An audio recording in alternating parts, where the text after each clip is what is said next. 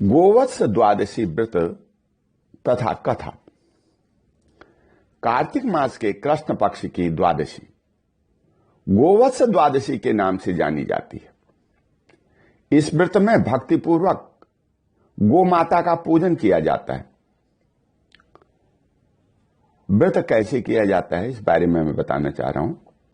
इस व्रत में प्रदोष व्यापिनी तिथि ग्रहण की जाती है। यदि वह 2 दिन हो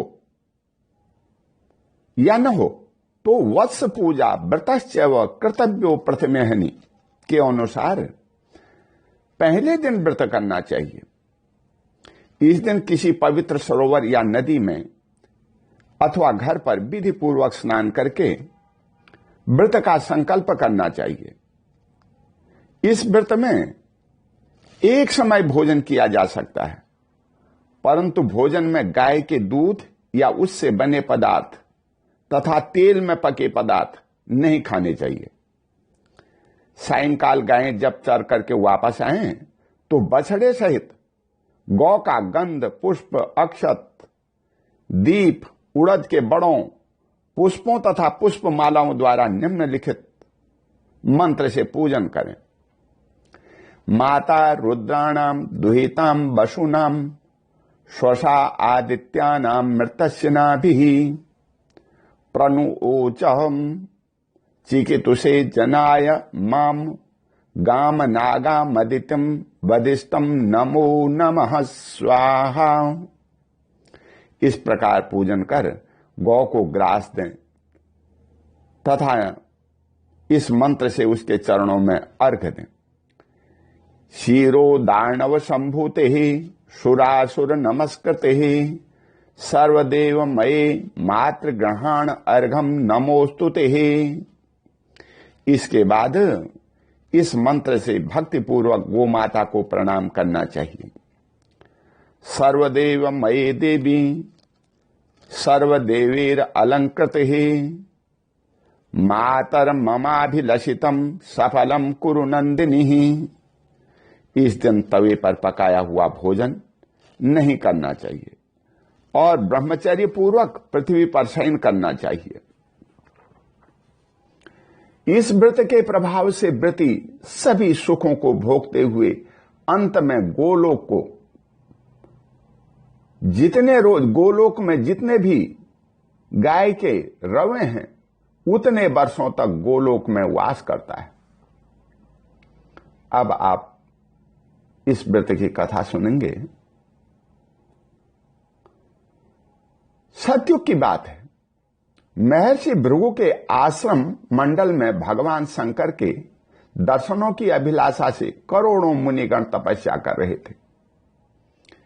एक दिन उन तपस्यारत मुनियों को दर्शन देने के लिए भगवान शंकर एक बूढ़े ब्राह्मण का वेश बना करके हाथ में डंडा लिए कांपते हुए उस आश्रम में आए। उनके साथ सवत्सा गौ के रूप में जगत माता पार्वती भी थी। वृद्ध ब्राह्मण बने हुए भगवान शंकर महर्षि भृगु के पास जाकर बोले, हे मुने, मैं यहां स्नान कर जम्बू क्षेत्र में जाऊंगा और 2 दिन बाद लौटूंगा।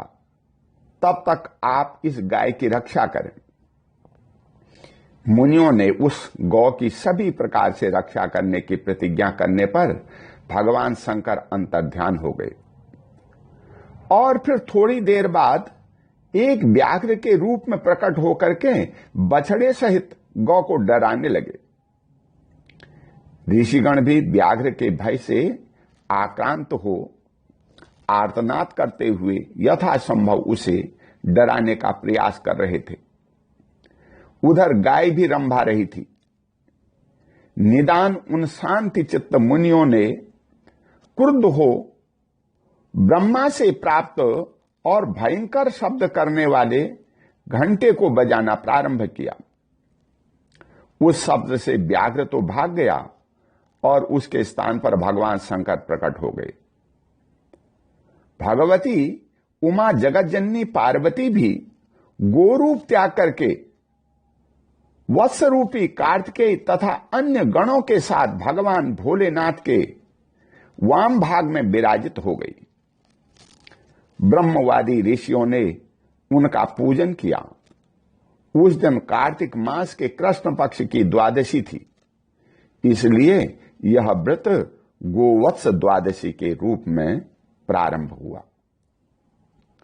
एक अन्य कथा के अनुसार राजा उत्तानपाद ने पृथ्वी पर इस व्रत को प्रचारित किया।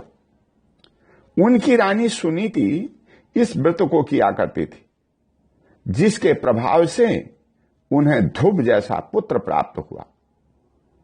आज भी माताएं पुत्र रक्षा और संतान सुख के लिए गोवत्स द्वादशी के इस व्रत को करती हैं। ओम शांति।